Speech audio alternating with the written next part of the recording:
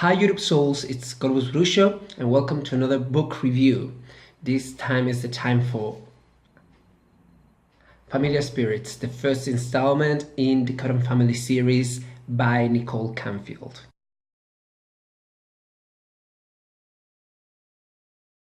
I will put all the information to Nicole Canfield's stuff in the description box down below.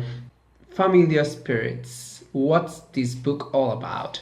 This book follows Lucy Cotton as she goes back to her hometown after her grandmother passed away, and she has to deal with a lot of supernatural stuff that is coming from all the secrets that her family has. A family that is traced back to the Britain's witch trials. This book was insanely good to read. It was very well written, it was very rich, it was really mysterious, and the amount of research on historical witchcraft and folk magic put into here is amazing, which is no surprise if you know Nicole Canfield, also known as Kitty the Dreamer, and her YouTube channel and all the amount of information that she provides. Also, I believe here there are some personal experiences part in here, but I'm not sure. It's just a guess. I will do the good things, bad things list and go for it. So the first thing that is great about this book is that it's a classic witches story, but with some differences. The wind is blowing strong. With some differences, some new stuff, which makes it classic but kind of unique. It drinks from several sources, I would say, but I would say that it mainly drinks from three main sources. One would be the lives of the Nemeton witches by Anne Rice, and Nicole, if you're watching this, you can correct me if you want, but I see some resemblances here, which is not a bad good, which is not a bad thing, because Anne Rice is an amazing writer, and I have read the first book in the Nemeton Witches trilogy so far, and it is an amazing book. So it's a very good resemblance, and this book is actually one of my favorite on witchcraft, fictional witchcraft, but I always have like a favorite on each topic, book, series, films, whatever, and this is kind of fighting for the first place in the witchy fictional book with The Witching Hour by Anne Rice. And the other two sources would be historical witchcraft and folk magic and folk stories and other myths and legends. Another good thing, and it might sound silly, but I loved it, is that it contains the shape-shifting spell of Isabel fucking Gowdy, and I worship her. So that was like, oh. And another thing that I'm thankful for to Nicole is that the book isn't filled with witches don't believe in the devil nonsense that usually pagan authors used to fill their books, their fictional books with. Certainly many witches don't believe in the devil, but many other witches do believe in the devil, and I'm tired of the patronizing of the pagan side on the other side of the spectrum of witchcraft. In the end of the book, the moment of the initiation of Lucy Cotton is so fucking epic and intense, along with some other stuff like when the levitation scene, that the spectral attack on her and other stuff, but the initiation was so intense and it triggered my spiritual side or my mystical side so much that I compare this moment to other life-changing moments of fiction to me on a personal level. Life-changing moments like when my heart just jumped in the film The Witch, when she was bargaining her covenant with the devil, and Black Phillip spoke for the first time, or when Princess Moana finds the Pale Man in that kind of netherworld that she goes to in Pan's Labyrinth. Those were life-changing moments for me in which a pop culture stuff changed my spirituality to some level for the intensity and reality of the moment despite being fiction, and this was just like those moments. It was amazing. Some parts, some conversations, some moments are epic. I know I will say this word very much, but it's the only word that I know in English to describe this. It's epic, and there's one line in the initiation scene particularly that I would really like to read you because it's like the best line in the whole book.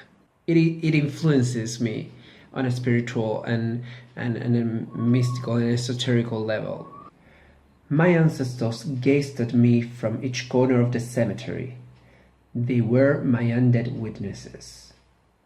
It turned out I wasn't alone for the initiation. A witch is never truly alone. Wow. And this is a good thing, but also a bad thing. It leaves you really, really thirsty for more. Not thirsty, hungry. It leaves you hungry for more, and that's why I want to read. I'm looking forward to reading the next book, which is Hungry Spirits. Yeah. The other cool thing that it has is that it has a very, very southern flavor, Southern American flavor, and I really, really enjoy that. And it also kind of tapped into Native American myths as well. But yeah, it is very cool, you know, that Southern American slash slightly Creole, but also British because the family is from Britain.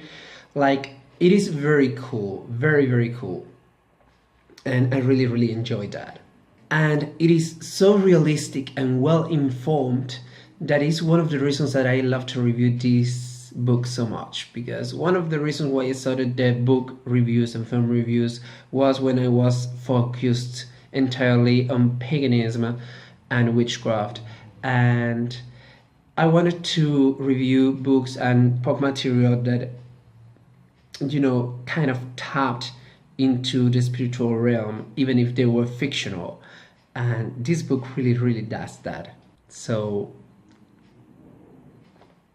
but on the other hand of things, it also has some flaws or whatever that I want to mention because I'm very honest about it. But it doesn't mean that this isn't one of the greatest books on fictional witchcraft, and not so fictional if you look closely at it, that I have ever read and had the pleasure to read.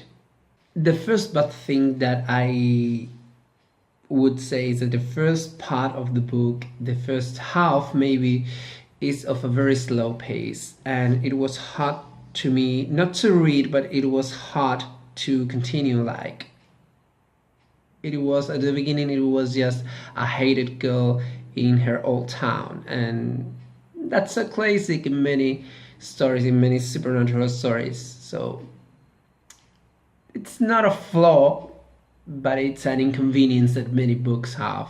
Okay, to me, the worst part, and I have to tell you, Nicole, I don't know if it was your decision or the publishing house's decision or whatever, but the format to me is terrible. I'm sorry. No pages. I like to know how many pages left there are. and the chapters were like very similar, as say for the number and the name of the character. And I don't know, it was very confusing. I would have liked it to have at least the pages numbered, at least that. I was about to say the vocabulary because it was very complex and rich, but that's not a problem. That's my problem because I am an English learner and it was very difficult for me to understand the whole thing. But for native speakers, it would be awesome, and it is awesome indeed because I have heard the opinions of others. And also, if you are familiar with witch lore and folk stories, some parts or some scenes may be predictable, but that's not Nicole's fault. I mean, it is based on folklore, so what would you expect? A new take on